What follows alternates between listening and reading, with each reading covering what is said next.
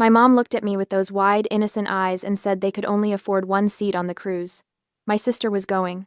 I was expected to be mature about it. They had no idea that while they were packing swimsuits and sunscreen, I was quietly packing up the entire house receipt by receipt.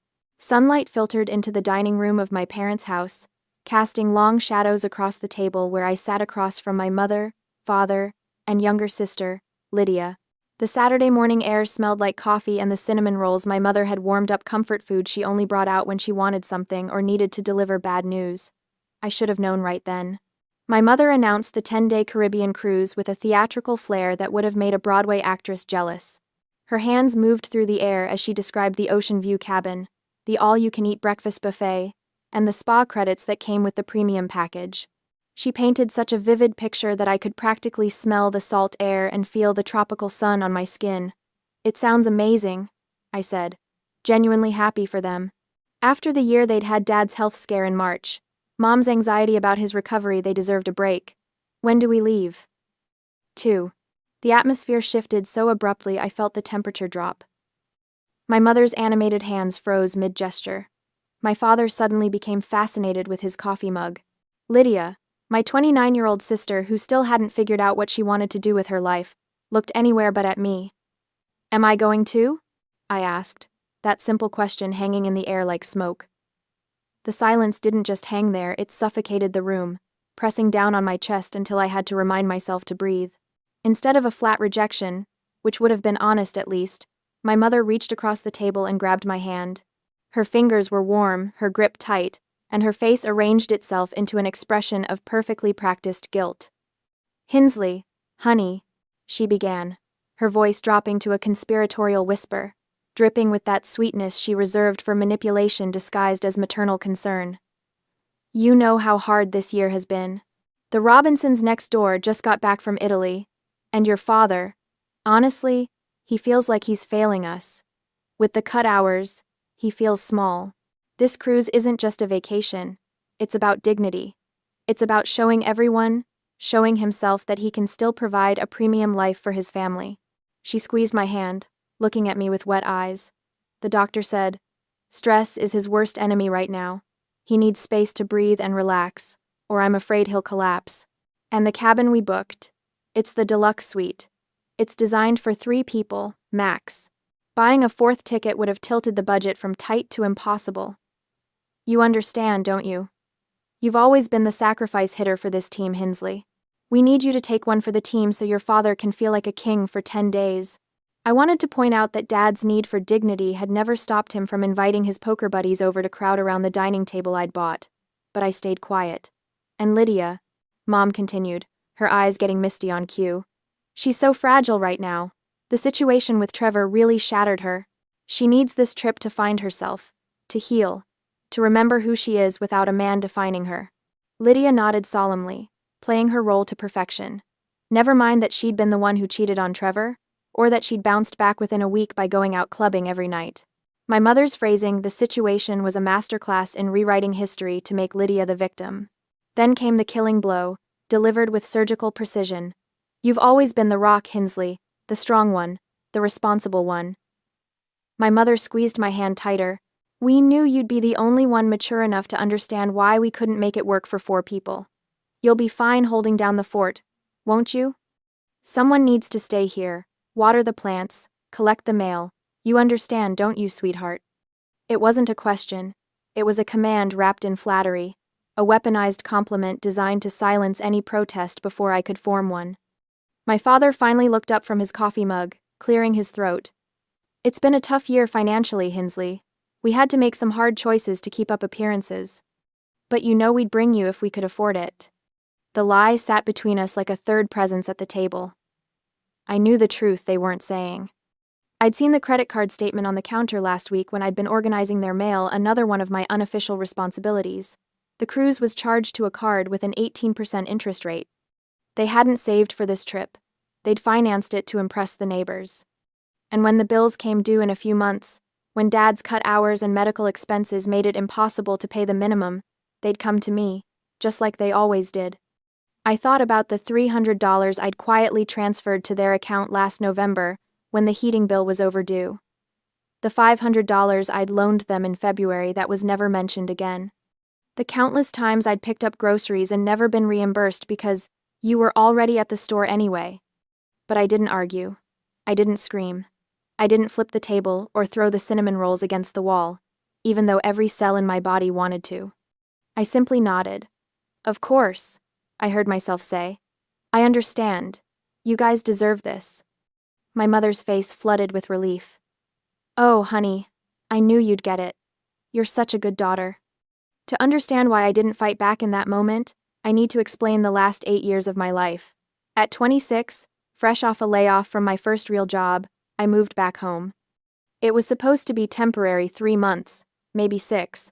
There was no lease, no rental agreement, just a verbal understanding that I'd help where I can while I got back on my feet. I got back on my feet within 4 months. I landed my current job as an operations coordinator for a logistics company. It's not glamorous, and I'm not wealthy, but I make decent money and I'm good with budgets. Really good, but I never left. The help where I can evolved like a slow-growing tumor. First, it was contributing to groceries. Then the internet bill, because you use it the most for your work-from-home days. Then the electricity, because you leave your laptop charging overnight. Within a year, I was covering 3 utilities and buying household necessities whenever I noticed we were running low. Then came the furniture. The old sofa collapsed one Saturday morning, springs bursting through the cushions. I bought a replacement $1,200 for a decent sectional that would last. The television died during the Super Bowl. I bought a new one $800 for a smart TV with all the streaming capabilities my parents suddenly couldn't live without. The washer and dryer gave out 2 years ago. I replaced them both $1,500 because my mother said she'd never trust a used appliance again after our old one flooded the laundry room. Kitchenware, because our old pots were practically antiques. Dining table, because the old one was an embarrassment when we have guests. Small appliances, a new microwave, a coffee maker, a stand mixer. My mother insisted she needed and used exactly twice. Over $15,000 in total. I'd never added it up until recently, but the number lived in my mind now, a constant reminder. I wasn't wealthy. I was careful. I saved. I planned. Every purchase was a small sacrifice I told myself was temporary, an investment in family harmony. Meanwhile, Lydia lived like a bird, floating from one experience to another. She traveled to Mexico, to Colorado, to New York City. She went to concerts and music festivals. She changed jobs the way normal people change socks, never staying anywhere long enough to build savings or stability. And she was never asked to contribute a single penny, because she needs experiences, and she's still finding herself. I was 34. Apparently, I'd found myself years ago, and myself was a doormat. Saturday morning arrived with painful normalcy. The driveway bustled with activity suitcases being loaded, last-minute items being remembered. My mother's frantic energy as she triple-checked passports and boarding passes. I stood on the porch, watching the organized chaos like a spectator at someone else's life. Now remember, my mother said, turning to me with her travel purse already slung over her shoulder. Water the plants twice a week, the fern is fussy, so check the soil before you water it. Collect the mail daily, I don't want the box overflowing, and keep the house tidy, please. We'll be exhausted when we get back, and I'd hate to come home to a mess. Got it, I said. My father gave me an awkward side hug, the kind that said, I feel vaguely guilty but not enough to change anything. Lydia waved from the passenger seat, already scrolling through her phone. My mother paused at the car door, turning back with that same practiced expression of gratitude and sympathy. You're such a good daughter, Hinsley. You always understand. We're so lucky to have you. The words should have felt like a hug. Instead, they felt like chains. I watched the car back out of the driveway, my mother waving enthusiastically through the window. I stood there until they turned the corner and disappeared, the sound of the engine fading into the quiet Saturday morning sounds of the neighborhood lawnmowers, dogs barking, children playing. In logistics, we have a term: catastrophic failure point. It's when a system has been running over capacity for so long that a single minor stressor causes the entire infrastructure to collapse. It's not about the last straw. It's about the years of ignored maintenance warnings. My love for them had been the maintenance crew, patching cracks, ignoring the alarms, keeping the facility running at my own expense. But as I looked at the fern on the windowsill, the fussy, demanding fern, I realized the crew had just quit. My emotional machinery didn't break. It simply switched modes. Manual override. Engaged. Emotional centers. Offline. Operational efficiency. Maximum. I didn't feel rage. Rage is messy. Rage is inefficient. What I felt was the cold, clarifying calm of a chaotic warehouse finally being organized. I walked back inside, closed the door, and locked it behind me. The house felt different already. Emptier. Not because they were gone, but because something in me had shifted the moment that car pulled away. I looked at the fern again. I was not going to water that fern. I was not going to collect the mail, tidy the house, or hold down any fort. I was done understanding. The silence in the house wasn't peaceful, it was revealing. For the first time in 8 years, I stood in the living room, without the background noise of the television my father always kept on, without my mother's running commentary about neighborhood gossip or what needed fixing or cleaning, without Lydia's music bleeding through her bedroom door. Just silence, and in that silence, I could finally hear my own thoughts, without interruption. I walked through the rooms slowly, deliberately, like an inspector surveying a property. But I wasn't seeing a home anymore. I was seeing a ledger, a balance sheet of labor and money I'd never be repaid. The living room. The sectional sofa I'd bought with last year's Christmas bonus, $1,200. I remembered the sales associate promising it would last 15 years. I'd picked a neutral gray because Mom said it would go with everything. I ran my hand over the cushions, thinking about the 15 years I was supposed to have with this piece of furniture. Years I'd apparently gifted to people who couldn't even afford to take me on a cruise. The entertainment center, the television $800, purchased over 6 months of monthly payments because dropping that much cash at once would have destroyed my emergency fund. I'd set up all the streaming services, taught Dad how to use the remote, and watched my recommendations fill up with shows I never picked. The dining room, the table I'd saved 3 months to buy, another $600 that somehow never got discussed as my table, but became the family table within a week. I traced my finger along the edge, remembering how proud I'd been when it was delivered. How stupid. The kitchen. The stand mixer, $300. The new coffee maker, $150. The set of pots and pans, $400, that replaced the embarrassing antiques my mother complained about. All of it top quality, because when I buy something, I buy it right. That was my philosophy: invest in good things that last. How ironic that I'd never applied that philosophy to relationships. The laundry room. The washer and dryer set. $1,500 total. Purchased after our old machine flooded the floor, and my mother had a complete breakdown about mold and water damage. I'd researched models for 2 weeks, read hundreds of reviews, and picked the most reliable consumer-rated set I could afford. These weren't just objects anymore. They were evidence. Evidence of a pattern I'd been too close to see. I climbed the stairs to my bedroom, the smallest of the 3, because Lydia needed the bigger one for her creative space, which mostly meant piles of clothes and abandoned hobbies. I sat at my desk and pulled open the bottom drawer, extracting a navy blue folder I'd kept since college. It was a habit from my work as an operations coordinator. I documented everything.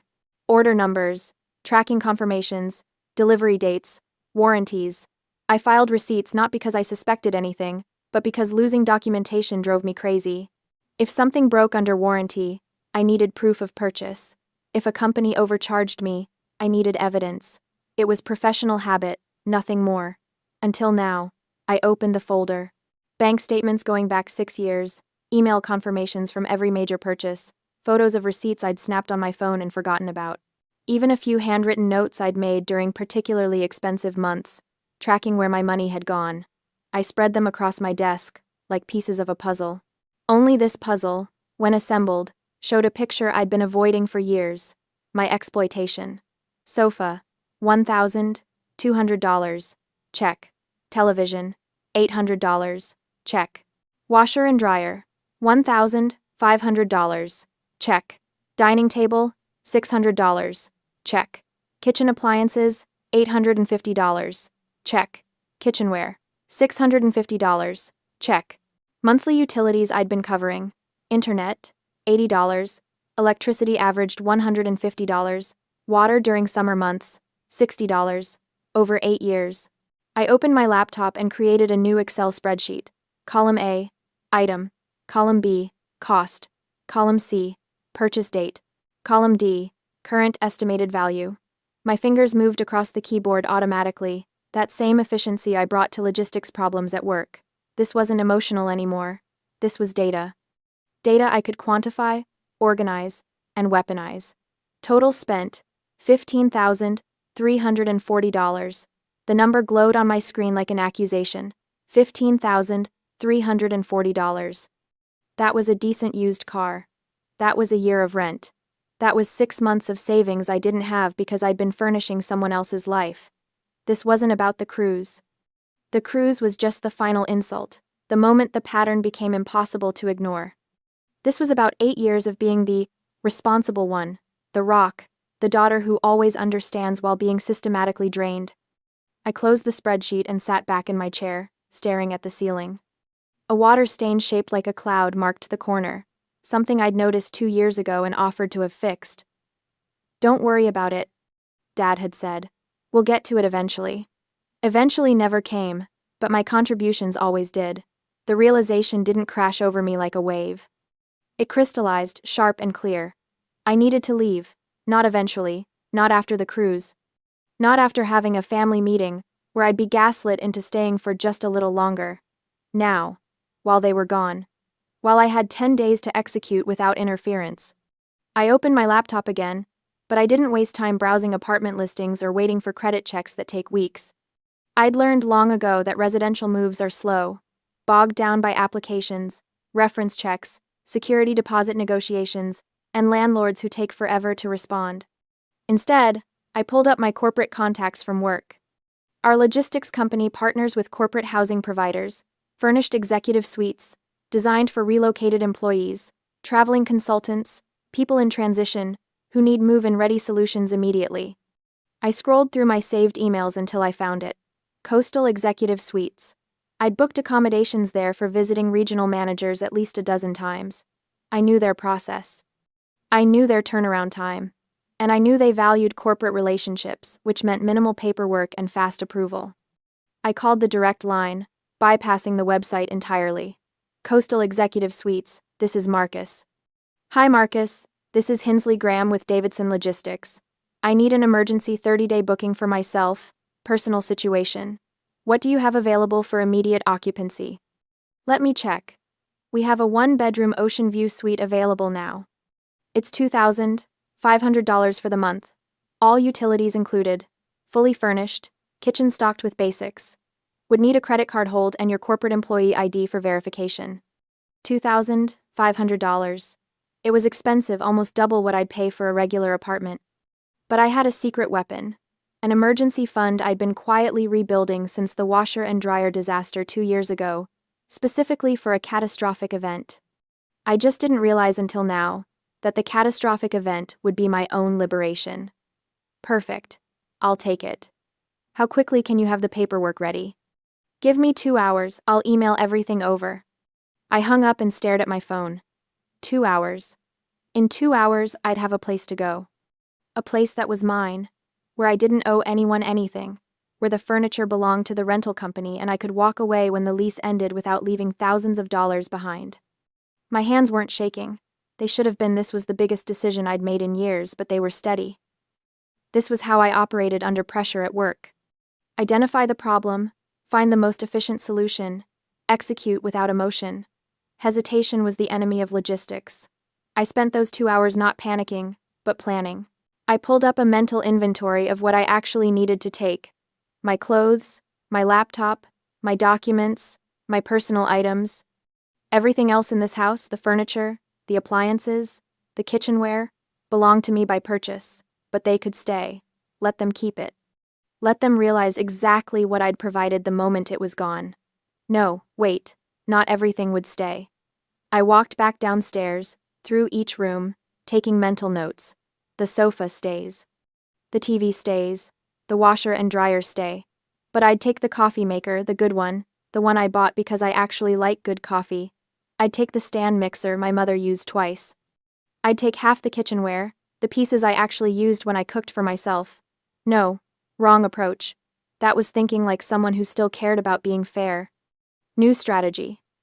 I'd take everything I bought, everything with a receipt, everything I could prove was mine, and I'd leave behind only what I felt generous enough to leave.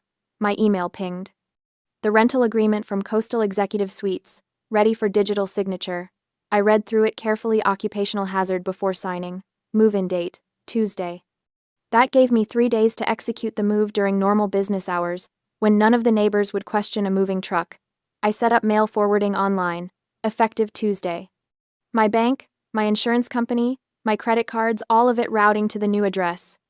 On Sunday afternoon, sitting in my bedroom with signed contracts and a moving date secured, I felt something I hadn't felt in years. Control. I wasn't the daughter helping out anymore. I wasn't the rock, the responsible one, the mature person who always understands. I was Hinsley Graham, operations coordinator, and I was executing the most important logistics operation of my life, extracting myself from people who'd mistaken my competence for compliance. The plants could die, the mail could pile up, the house could sit empty and waiting. I had a beach view suite to move into, and 10 days to disappear before they ever knew I was gone. 2 days later, on a Tuesday morning that felt suspiciously ordinary, the quiet of the neighborhood was shattered by the low rumble of a professional moving truck backing into my parents' driveway.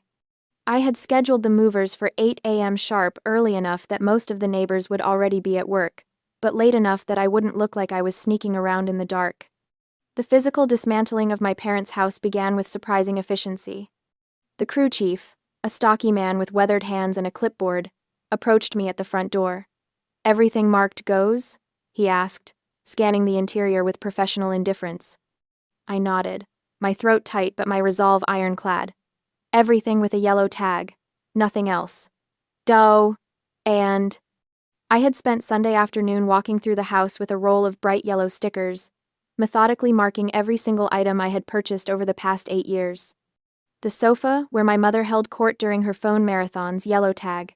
The flat-screen television my father watched for hours while I cooked dinner after work, yellow tag. The dining table where Lydia never helped clear dishes, yellow tag. The matching chairs, the washer, the dryer, the stand mixer in the kitchen, the coffee maker, the microwave, the bookshelf in the hallway, even the shower curtain in the main bathroom. Yellow tags everywhere, like a bizarre treasure hunt in reverse. The movers worked with the kind of practiced rhythm that comes from years of breaking down lives and reassembling them elsewhere. They wrapped the $1,200 sofa in thick blankets, securing it with industrial-strength tape. The $800 television was carefully nestled into a custom box. The washer and dryer, $1,500 as a set, were dolled out on reinforced hand trucks, their white surfaces gleaming in the morning light as they rolled down the front walk. I stood in the doorway, arms crossed, watching the systematic erasure of 8 years of financial servitude. Each item that disappeared into the truck was a weight lifted from my chest.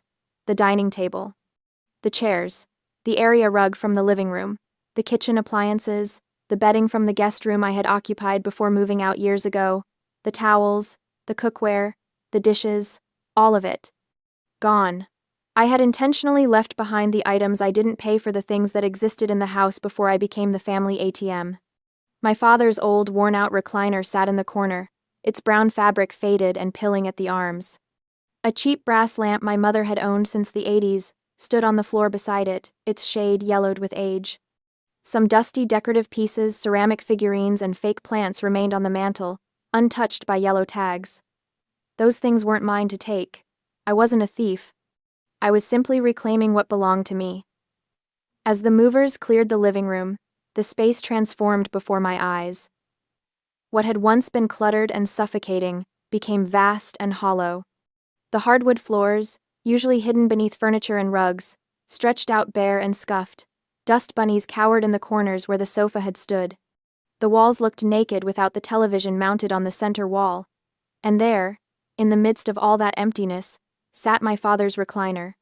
I stared at it for a long moment, feeling something sharp and complicated twist in my chest. That chair, that pathetic, threadbare chair, was the only real furniture left in the entire living room. It looked absurd sitting there alone, a monument to dysfunction, An idea struck me with the force of poetry. I walked across the empty room, my footsteps echoing in the hollow space. Bending down, I gripped the sides of the recliner and began to drag it toward the center of the room. The old chair protested, its legs scraping against the floor with an awful screech, but I persisted. When I reached what I estimated to be the exact center of the living room, I stopped. With precise, deliberate movements, I straightened the chair. I adjusted it left, then right, eyeing the angles from different positions in the room until it was perfectly centered. I stepped back, studying my work with the critical eye of an artist evaluating a gallery installation. There. Perfect. The recliner sat alone in the vast, empty void like a throne in an abandoned kingdom. It was a visual representation of the irony that had defined my life for nearly a decade. I had just treated that worthless chair with more care, more respect, and more consideration than my parents had ever shown me. The room didn't feel sad. It felt honest. "That's the last of it," the crew chief called from the front door. "We're heading to the executive suite now. You following us there?" "Yes," I said, taking one last look around. "I'll be right behind you." My friend Paige Holloway met me at the executive suite to help me settle in. She arrived carrying 2 iced coffees and wearing her trademark leather jacket, her auburn hair pulled back in a messy bun. Paige had been the first outsider to validate my reality when I finally confessed the extent of my family's financial exploitation months ago. "Holy hell, Sadie," she breathed, stepping into the furnished apartment. "This place is gorgeous." It really was. Floor-to-ceiling windows overlooked a slice of ocean in the distance. The kitchen had granite countertops and stainless steel appliances. The bedroom was spacious enough for a queen bed and a proper dresser. The furniture I'd brought from my parents' house, my furniture fit perfectly in the living room. As we unpacked boxes in the new space, arranging throw pillows and hanging artwork, my phone buzzed on the kitchen counter. I glanced at the screen. "Mom. Mobile." My stomach clenched. They were calling from the cruise, probably checking if I had watered their ridiculous plants like the obedient daughter they assumed I'd always be. I stared at the screen, watching it light up and vibrate with each ring. Paige looked over, saw the name, and raised her eyebrows in silent question. I shook my head. The phone rang and rang until it finally went to voicemail. Seconds later, it buzzed again, a voicemail notification. I didn't listen to it. I turned the phone face down on the counter and went back to unpacking. "You okay?" Paige asked quietly.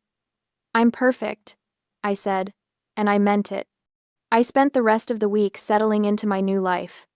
The executive suite became my sanctuary, a place where nobody demanded anything from me, where I could eat cereal for dinner if I wanted, where the only person I had to answer to was myself. The peace was terrifying at first. I kept expecting my mother to call with some emergency, some crisis that required my immediate financial intervention. I kept anticipating my father's guilt-tripping texts about his health, but my phone stayed quiet. They were on a cruise ship somewhere in the Caribbean, blissfully unaware that their safety net had vanished. Every morning, I woke up in my own space. I made coffee in my own coffee maker. I sat on my own sofa and looked out at the ocean. At work, I focused on logistics reports and shipping schedules with a clarity I hadn't felt in years. Mark Feldman, my manager, commented that I seemed different, lighter, somehow. "Big changes," I said vaguely, and he didn't press. But despite the peace, despite the rightness of what I had done, I couldn't fully relax. The clock was ticking. As Sunday evening approached, I found myself standing at my apartment window, watching the sky turn a bruised purple. Somewhere out there, a plane was landing. A cruise ship was docking. My parents and Lydia were returning to reality. I was safe in my new apartment, surrounded by my own belongings and my own choices. But I knew with the absolute certainty of someone who had spent 34 years learning the patterns of dysfunction that the storm was about to make landfall. The sun had barely set on Sunday evening when my phone began buzzing incessantly on my nightstand. I was in the kitchen making tea when the notifications started rolling in text after text, call after call, all from numbers I recognized. Then my phone lit up with a message from Paige, a photo. I opened it, my heart hammering. The image showed my parents' house from the outside. In the frame stood my mother, my father, and Lydia, all frozen at the front door. My mother's hand was on the doorknob. but she was staring straight ahead through the open door into the house. Even in the grainy photo, I could see the shock on her face. Behind them, Lydia's expression was pure disbelief, her mouth slightly open as she stared into the completely empty living room. They had returned to a shell of a house. My phone immediately started ringing. Mom. Dad. Mom again. Lydia. A number I didn't recognize, probably a relative they'd already called to complain to. I silenced each call, my hands surprisingly steady. I had expected a delay in their reaction, maybe they'd spend a few hours assessing the damage, maybe call a lawyer first, maybe work themselves into a proper fury before confronting me. But I had miscalculated one critical detail. My phone buzzed with a notification that made my blood run cold. Location shared with family group. My stomach dropped like an anchor. The family safety circle. The tracking feature they had insisted I enable on my iPhone 3 years ago when my father was having health issues. Just in case something happens, my mother had said, so we can find each other in an emergency. But it was never about emergencies, it was about surveillance. It was about knowing where I was at all times, about maintaining control even when I wasn't physically in their presence. I had gotten so used to it being there that I'd completely forgotten to disable it before I moved out. They didn't need to find me through a letter or a forwarding address. They tracked me down digitally like a lost piece of luggage, following the little blue dot on their iPhone straight to my executive suite complex. That same night, less than 2 hours after they'd landed, they found me. The pounding on my door was aggressive enough to rattle the frame. Through the peephole, I could see all three of them, my mother in front, my father behind her looking exhausted from travel, and Lydia hovering in the background with her arms crossed. Sadie, my mother shouted, her voice shrill even through the heavy door. We know you're in there. We can see you're here. End. More pounding. Harder this time. My mother was waving her phone at the door like she was trying to ward off evil spirits. Why aren't you answering? Open this door right now. I stood on the other side, watching them through the peephole, my heart racing but my mind clear.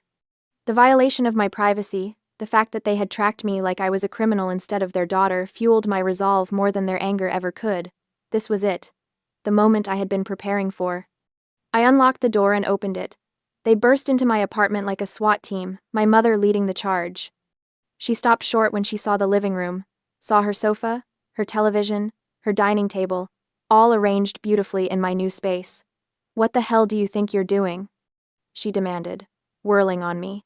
This was the strategic bait. I had to play this exactly right. I didn't scream back. I didn't try to justify myself immediately. I simply stood there, arms at my sides, and let them unload. My father stepped forward, his face red. We trusted you. We left you to watch the house, and you stripped it clean. But then his eyes darted to the spot where the TV was mounted on my wall, and I saw a flicker of something else calculation. He wasn't just mad the TV was gone. He was mad because he knew exactly who bought it. He knew the argument he was about to lose, and he was trying to shout loud enough to drown out the facts. Do you have any idea what we came home to?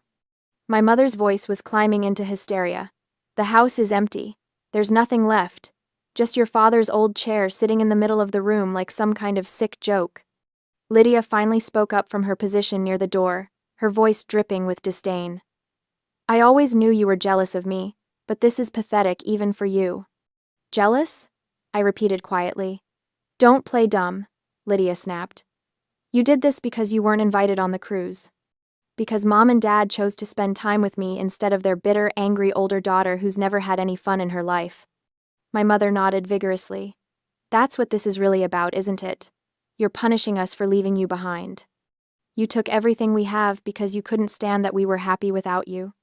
You left us with nothing, my father added, and there was something in his voice that might have been genuine hurt if I didn't know better. How could you be so cruel? I let the accusations wash over me like waves. Each one was designed to make me feel guilty, to make me apologize, to make me put everything back and resume my role as the family ATM. But I just stood there, silent, taking it. To them, my silence looked like guilt. My lack of defense looked like shame. I appeared to be taking the hit, absorbing their rage like I had always absorbed their demands and manipulations. My mother studied my face, searching for cracks. When she saw what she interpreted as defeat, her posture shifted. She had won. Or so she thought. We'll deal with this later, she said coldly, already turning toward the door. When you've had time to think about what you've done. They left in a huff of righteous indignation, my mother's parting words hanging in the air. You're going to regret this. The door closed behind them. I stood in my living room, surrounded by my own furniture, and allowed myself a small, grim smile. They thought they had the moral high ground. They thought I was just a bitter daughter who had acted out in a moment of petty revenge. They had no idea what was coming. Emboldened by my lack of defense, they launched their smear campaign within 24 hours. The story spread through the family network like wildfire. Phone calls to relatives, posts on social media that carefully avoided specifics, but painted a clear picture of victimhood. Whispered conversations in church parking lots and grocery store checkout lines. The narrative was simple and devastating. I had abandoned them. I had stolen their belongings out of spite because I wasn't invited on the cruise. I had left them an aging couple with health issues with nothing but the clothes on their backs. By Tuesday, I was getting messages. A distant aunt. Sadie, your mother called me in tears. How could you do this to them? A family friend I hadn't spoken to in years. She said you left them with nothing. How could you? A former neighbor. I always thought you were such a sweet girl. I'm so disappointed. Each message felt like a paper cut, small but stinging. My mother had always been a master manipulator, but this campaign was particularly effective.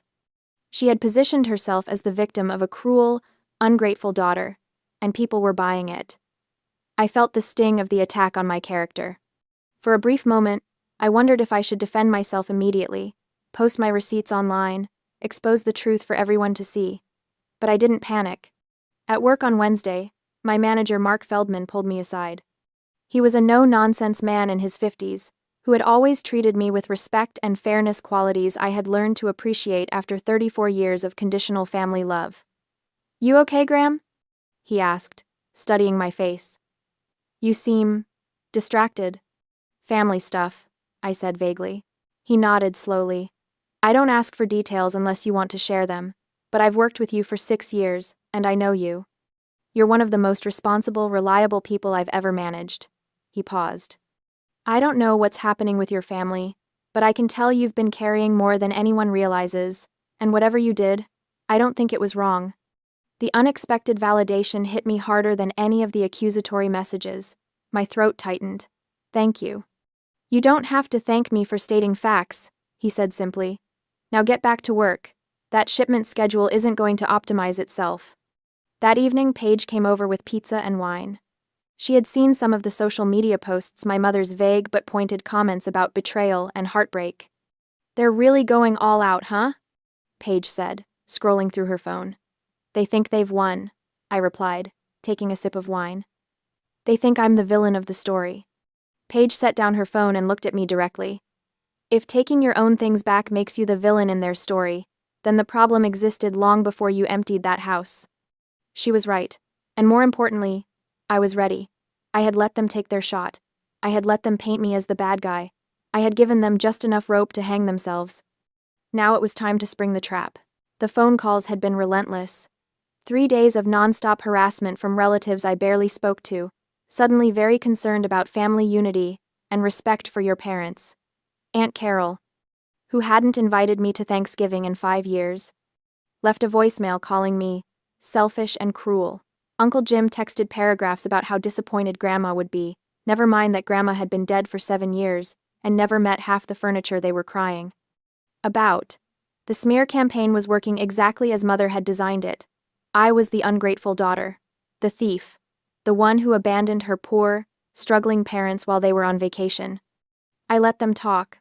I let the rumors spread like wildfire through our extended family's group chats and Sunday dinner gossip sessions. I didn't defend myself, didn't explain, didn't justify. I just waited. Because I knew something they didn't. The truth had receipts. The meeting was Mother's idea, naturally. She called it a family discussion to resolve this situation. Her voice on the phone had that practiced tremor, the one she used when she wanted people to think she was barely holding it together. We need to talk about this, Hinsley. Face to face. Like adults. I agreed immediately. Too immediately. Probably, because there was a pause on her end, a flicker of uncertainty before she recovered. Tomorrow. 2 o'clock. At the house. I'll be there, I said. She expected an apology. She expected me to crack under the pressure of family judgment, to feel so guilty and ashamed that I'd bring everything back and beg forgiveness. She expected me to fold, the way I always had. I packed my iPad and a 3-ring binder into my messenger bag and drove to the house that no longer felt like home. They were waiting in the empty living room when I arrived, all 3 of them arranged like a tribunal. Mother sat in Father's old recliner, the only piece of furniture left in the entire house, positioned dead center in the room like a throne. Father stood beside her, arms crossed, trying to look stern despite the fact that he was leaning heavily on his cane. Lydia perched on the windowsill, scrolling through her phone with studied disinterest. The room echoed, every footstep, every breath. The absence of furniture made the space feel enormous and hostile. "You came," Mother said, as if she doubted it. "You asked me to." "We demanded it," Father corrected. "This has gone far enough, Hinsley." I set my bag down carefully on the floor and straightened. "I agree." Mother's eyes narrowed. "Then you understand why we're upset. You stole from us." "I took what was mine." "Family property." "No." My voice cut through hers, sharp and clean. "Not family property. My property. Purchased with my money. And I can prove it." I reached into my bag and pulled out the binder, first a thick, color-coded beast organized with the kind of precision that came from 8 years of running logistics operations. I set it on the floor between us with a satisfying thud. Then I pulled out my iPad, tapped it awake, and turned it to face them. "Everything I removed from this house," I said, my voice perfectly steady, "is something I paid for, and I have documentation for every single item." I opened the binder to the first tab section. Let's start with the living room. The spreadsheet on my iPad was a thing of beauty, color-coded, cross-referenced, sortable by date, by room, by cost. I'd spent 2 full evenings building it, importing data from 8 years of bank statements, credit card records, and email receipts. Every purchase, every payment, every proof.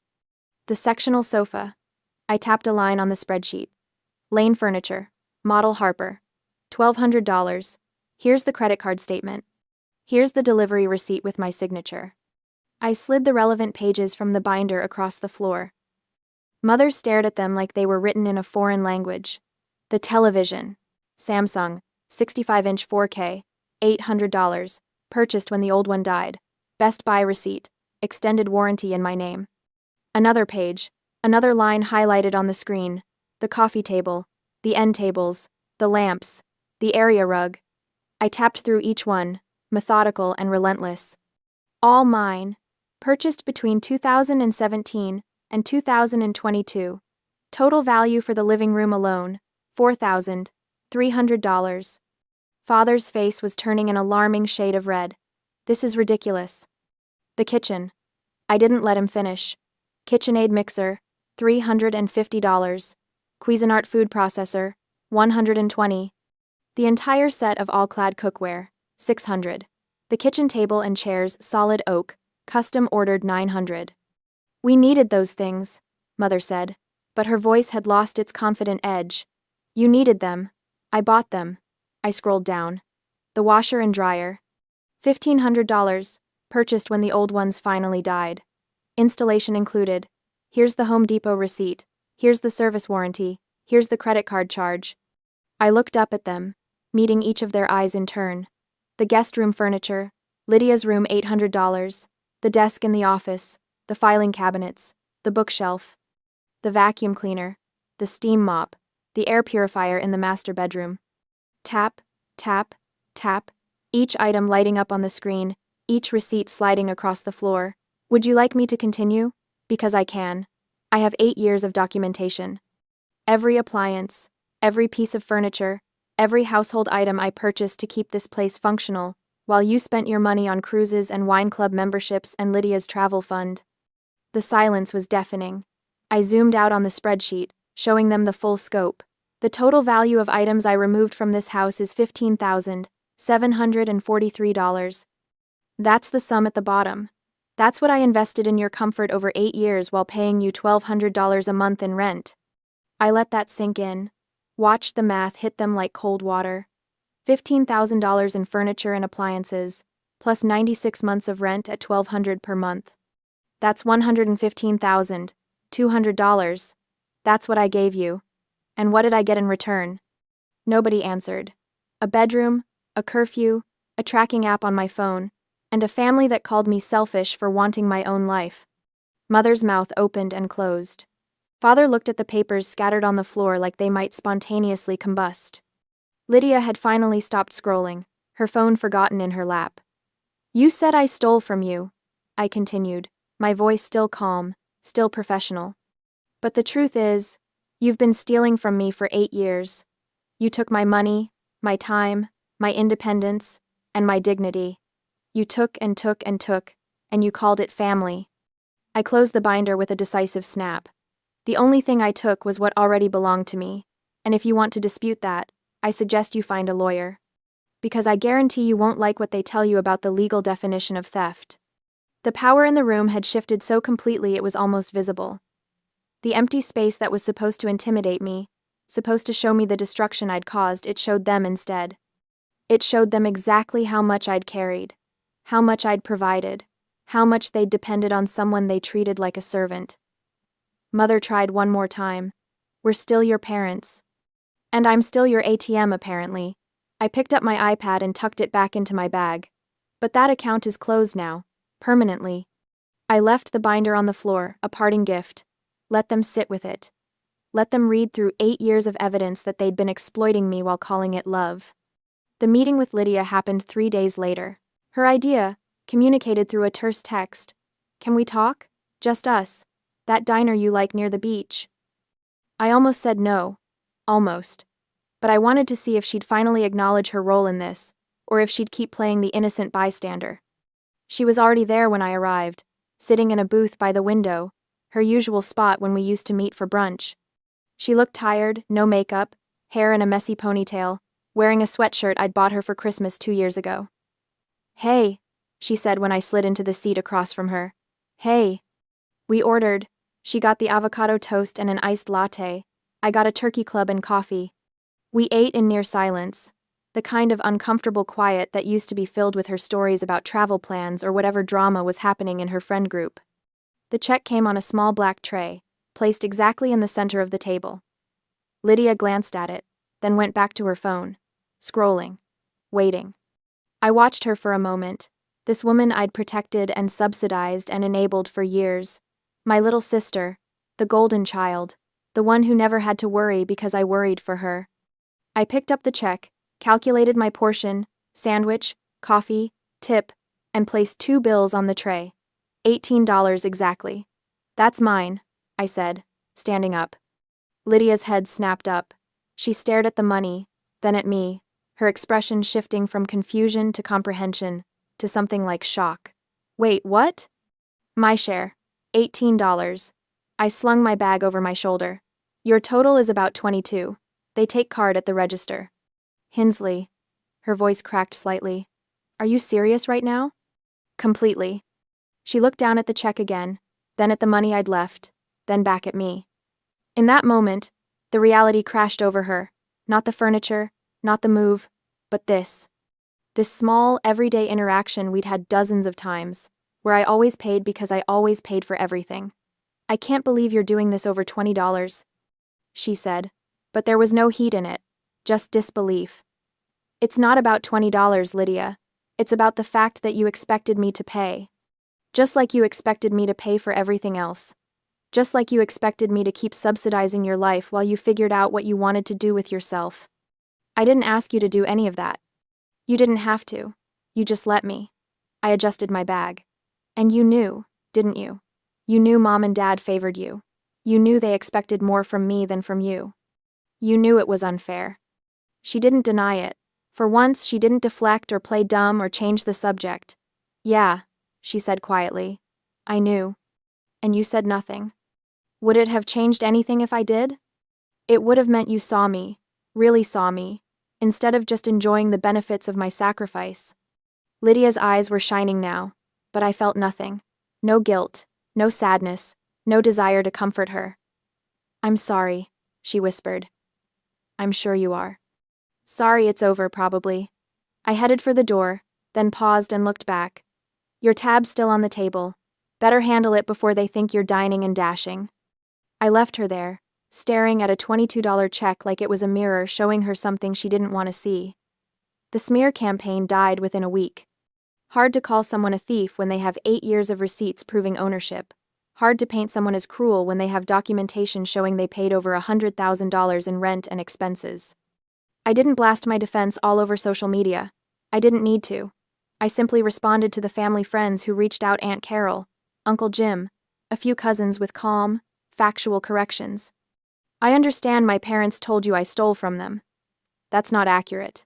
Everything I took, I purchased. I have receipts if you'd like to see them. Most didn't ask for proof. The confidence in my voice was proof enough. The narrative crumbled because it was built on a lie, and lies can't withstand the weight of truth, especially truth that comes with spreadsheets. Mother called 2 weeks later. We need to talk. Your father and I want to apologize. I met them at a cafe downtown, neutral territory, public space, limited time. They looked older somehow, diminished. Father's cane seemed more necessary than performative. Mother's makeup couldn't quite hide the stress lines. We're sorry, Father said first. We never realized how much you were doing, how much you were carrying. But his tone had that edge, that subtle inflection that made it my fault for not speaking up sooner, for not making my burden more visible. We thought you wanted to help, Mother added. We thought it made you happy to contribute to the family. I stirred my coffee slowly, watching the cream swirl into patterns. You thought I wanted to pay $1,200 a month in rent while buying all your furniture and having a curfew at 34? We didn't force you. You didn't have to. You just made it impossible to say no without being labeled selfish. I met her eyes. And when I finally did say no, when I finally took back what was mine, you tried to destroy my reputation. We were hurt, Father said. We reacted badly. You reacted exactly as you always have, by making yourselves the victims and me the villain. Silence stretched between us, broken only by the hiss of the espresso machine and the murmur of other conversations. What do you want from us? Mother asked finally. What will it take to fix this? I don't want anything from you. That's the point. I leaned back in my chair.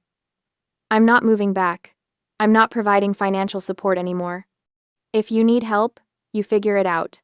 Get jobs, downsize, sell the house. That's not my problem to solve. But we're family. And families shouldn't exploit each other. Families shouldn't track each other's location like criminals. Families shouldn't play favorites and expect the unfavored one to just accept it. I pulled out my phone and showed them something I'd done the week before. I'd removed myself from the family safety circle. My location was now permanently, blissfully private. I think you should consider therapy, I said. Both of you. Maybe family counseling if Lydia's willing. But that's your choice, your responsibility, not my project to manage. Mother's face crumpled slightly. So that's it? You're just done with us? I'm done being used by you. If you want a real relationship, one based on mutual respect and boundaries, I'm open to that. Eventually. But it starts with you acknowledging what you did and actually changing. Not just saying you're sorry because you lost your safety net. Father opened his mouth, closed it, opened it again. We'll think about the therapy. You do that. I stood up, leaving money for my coffee on the table. And while you're thinking, maybe consider what Lydia's going to do now that I'm not paying for her lifestyle either. I left them there, two people who'd spent so long taking that they'd forgotten how to give. The promotion came 6 weeks later. Mark called me into his office on a Thursday afternoon, his expression unreadable. Close the door. My stomach dropped. Had something gone wrong? Had they found some mistake in my work? Your organizational system for the Henderson account, he said, pulling up something on his computer. I showed it to the regional director. She was impressed. Very impressed. I blinked. Oh, thank you. We're creating a new position, Senior Operations Coordinator. It comes with a significant raise and your own team. He turned the monitor toward me, showing a job description that made my heart race. I'd like to offer it to you. The salary was $30,000 more than I currently made. $30,000 that would go into my savings, my investments, my future, not into someone else's mortgage or vacation fund. I accept, I said, my voice steady despite the joy flooding through me. Good. Mark smiled. Something rare for him. You've been carrying a lot outside of work, Hinsley. I don't know the details, but I've seen the change in you these last few months. You seem lighter. I am, I said. I finally put down something I should have never picked up in the first place. My apartment became home slowly, deliberately. I bought a new couch, not expensive, not fancy, but mine, chosen by me, for me. I hung artwork I actually liked, instead of generic prints. I filled the bookshelf with books I wanted to read, not ones that looked good for display. I planted herbs on the kitchen windowsill. Basil, rosemary, thyme. I watered them when they needed it, not when someone demanded it. I opened a high-yield savings account and watched the balance grow. Money that used to disappear into the void of family obligations now accumulated with purpose. Paige came over one Saturday with wine and takeout. We sat on my new couch, my space, and she raised her glass. To freedom, she said.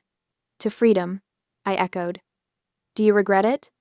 She asked later, after we'd exhausted all the easy topics. Leaving them? I thought about it honestly, thought about the empty living room, the shocked faces, the moment everything changed. No, I said. I regret staying as long as I did. I regret all the years I let them convince me that sacrifice equaled love. But leaving? I shook my head. Leaving was the sanest thing I've ever done. Have you talked to them since the cafe? Mother texts occasionally, lukewarm attempts at connection. Father sent a birthday card. I shrugged. Lydia got a job, apparently. Retail. Part-time. It's a start. And you? I'm good. Really good. Better than I've been in years. I looked around my apartment. Small, modest, but entirely mine. I'm not lonely. I'm not guilty. I'm just free. I look back now at the moment I walked out of that house with my things loaded into a truck, and I see it clearly. I didn't leave to punish them. I didn't leave for revenge or to teach them a lesson. I left to stop being used. I left to reclaim the life I'd put on hold for people who valued my utility more than my humanity. I left because staying would have killed something essential in me, the part that knew I deserved better, that believed I was worth more than an ATM with a heartbeat. They didn't recover quickly. The house went on the market 6 months later, too big, too expensive without my contributions. They downsized to a condo, made adjustments, faced consequences. But I recovered. I recovered the moment I drove away with my furniture and didn't look back. Some people call it selfish. I call it survival. Some people call it cruel. I call it necessary. Some people say family should forgive anything. I say family shouldn't require forgiveness for basic respect in the first place. I am not their villain. I am not their victim. I am simply someone who finally chose herself. And that choice, that single decision to value my own life as much as I'd valued theirs, changed everything. The apartment is quiet tonight. Peaceful. The kind of silence that feels like contentment instead of loneliness. My herbs are thriving on the windowsill. My savings account is growing. My career is flourishing. And I am free. Finally. Completely. Unapologetically free.